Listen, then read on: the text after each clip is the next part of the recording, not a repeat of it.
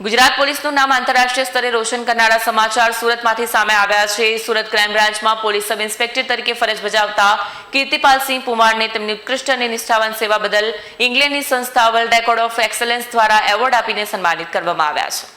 Surat crime બ્રાન્ચમાં police sub inspector તરીકે ફરજ બજાવતા કીર્તિપાલસિંહ પુમારને તેમની 3.5 દાયકાની અવિરત અને ઉત્કૃષ્ટ સેવા બદલ ઇંગ્લેન્ડની પ્રતિષ્ઠિત સંસ્થા વર્લ્ડ રેકોર્ડ ઓફ એક્સલન્સ દ્વારા સન્માનિત કરવામાં આવ્યા છે। આ આંતરરાષ્ટ્રીય સન્માન એ માત્ર એક અધિકારીની સિદ્ધિ નથી, પરંતુ ગુજરાત પોલીસની કાર્યક્ષમતા અને નિષ્ઠાનું વૈશ્વિક પ્રમાણપત્ર છે। 1991માં એક પોલીસ કોન્સ્ટેબલ તરીકે ખાખી વર્દી ધારણ કરનાર કીર્તિપાલસિંહ હરિશ્ચંદ્રસિંહ પુમારે પોતાની કારકિર્દીના 34-35 વર્ષ લોકસેવા અને કાયદાના પાલનમાં સમર્પિત કર્યા છે।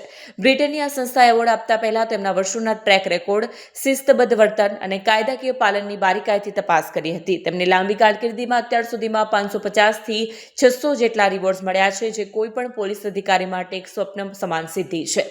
કીર્તિપાલસિંહને માત્ર રાજ્ય સ્તરે જ નહીં, પરંતુ રાષ્ટ્રીય સ્તરે પણ અનેક સન્માન મળ્યા છે। તેમને ભારતના માન્ય રાષ્ટ્રપતિના હસ્તે પ્રેસિડેન્ટ એવોર્ડ અને પોલીસ વિભાગનો પ્રતિષ્ઠિત ડીજી ડિસ્ક એવોર્ડ પણ મળી ચૂક્યો છે। તાજેતરના સર્જાયેલા 2000 કરોડના ભયાનક સાયબર ફ્રોડ કેસમાં પણ તેઓ તપાસ ટીમનો અભિન્ન હિસ્સો રહ્યા હતા।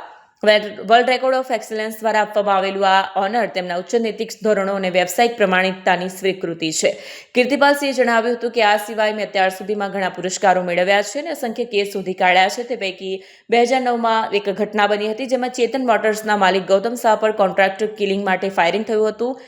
માહિતી મળેલી આધારે તાત્કાલિક આરોપી ફારૂક હબીબ શેખનો પીછો કર્યો અને ઘટના સમયે જ તેને પિસ્તોલ સાથે પકડી પાડ્યો। તે કેસમાં બંને આરોપીઓને આજીવન કેદની સજા ફટકારવામાં આવી। આ ઉપરાંત હત્યા અને લૂંટના અસંખ્ય કેસો પણ તેમણે ઉકેલ્યા છે।